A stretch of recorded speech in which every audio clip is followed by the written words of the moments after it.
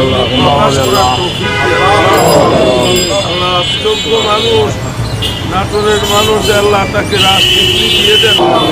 আল্লাহ আল্লাহ আপনি মেহরবানি করে আমাদের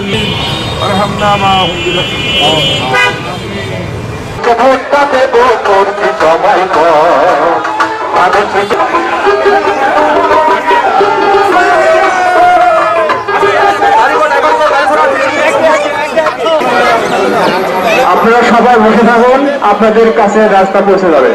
আপনারা কেউ ঘোরাঘুরি করবেন না, আপনাদের মাঝে আপনারা কেউ উঠবেন না।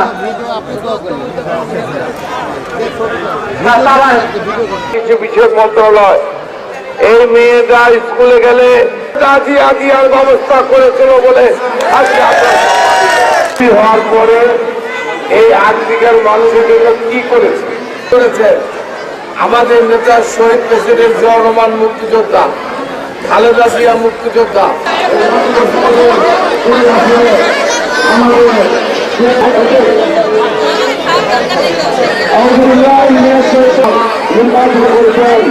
তিনি 3 বার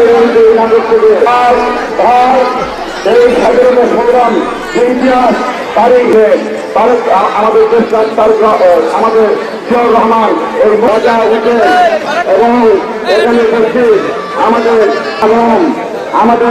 এখানে উপস্থিত আমাদের সদর উপজেলার পুলিশ কালভার্ট মসজিদ মাদ্রাসা স্কুল